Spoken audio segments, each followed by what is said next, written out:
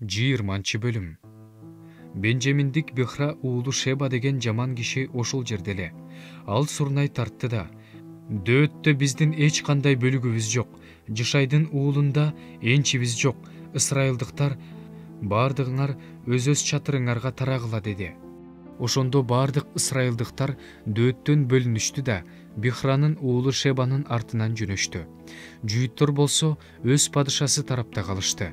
Алар Ярадандан Иерусалимге чейин аны менен барышты. Дөөт Иерусалимдеги өз үйүнө келип, үйүн кайтарган 10 күн аялын өзгөчө бир үйгө жайгаштырды.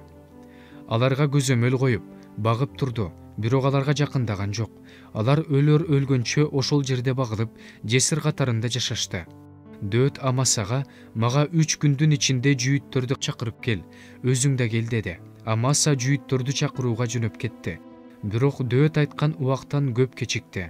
Ошондо дөөт Абышайга: "Эми Бихранын уулу Шеба бизге Абышалом кылган жамандыктан да чоң жамандык кылат. Ал чептүү шаарларды таап, бизден жашынып кала электе, сен мырзаңдын кулдарын алып, анын артынан түш" деди.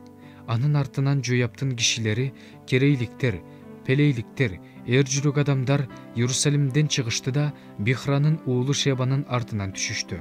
Алар Гибондун жанындагы чоң ташка жеткенде Амасага жолугушту. Жояп аскер кийимчен эле, белиндеги курунда кынына салынган кылычы бар эле. Анын кылычы кынынан оңой суурулуп, кайра кынына оңой салынчу. Жояп Амасага: "Амансыңбы, бир тууганым" деп кайрылды. Жояп Амасаны өбүш үчүн оң колу менен сакалынан кармады. Амаса Жояптын колундагы кылычын байкаган жок. Ананы курсагына сайганда анын ичеги карды жерге түшүп калды. Соккуну ал кайталаган жок. Тиги жан берди. Жояп жана бир тууганы Абышай Бихранын уулу Шебанын артынан түшүштү. Амасанын жанында турган Жояптын уулдарынын бири: "Ким Жояп десе, ким дөөт тарапта болсо, Жояптын артынан жүрсүн" деди. Амаса болсо жолдун ортосунда кан жалап жатты. Ал улан нары өткөн, бери өткөн элдин баары токтоп өтүп жатканын көрүп, Амасаны жолдон алып, талаага сүйрөп барып, кийимдери менен жаап салды. Ал жолдон сүйрөлүп ташталгандан кийин бүт Исрайыл эли Жояпты ээрчип, Бихранын уулу Шебанын артынан түштү. Шеба болсо Абел Бейт Маакка чейин Исрайылдын бардык урууларын жана бүт Берини аралап өттү.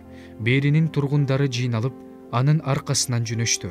Алар Абел Бейт Маакка келишип, аны ошол жерде курчоого алышты. Шаардын дубалынын жанына жал куруп, дубалга чыгышты.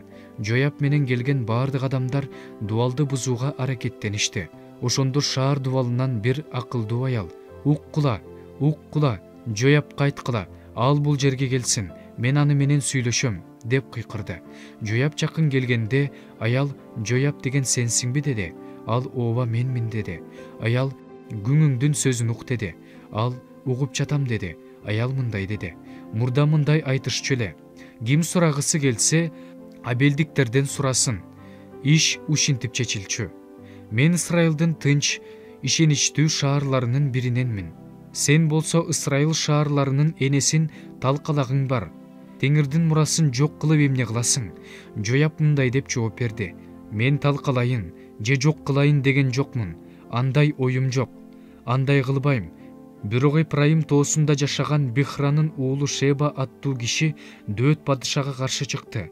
Жалгыз гана ошону мага чыгарып бергиле. Анан мен шаардан кетем." Ошондо аял Жояпка: "Азыранын башы сага дубалдан ыргытылат" деди. Анан аял бүт элге акылдуу сөздөрдү айтты. Алар Бихранын уулу Шебанын башын алып, Жояпка ыргытышты.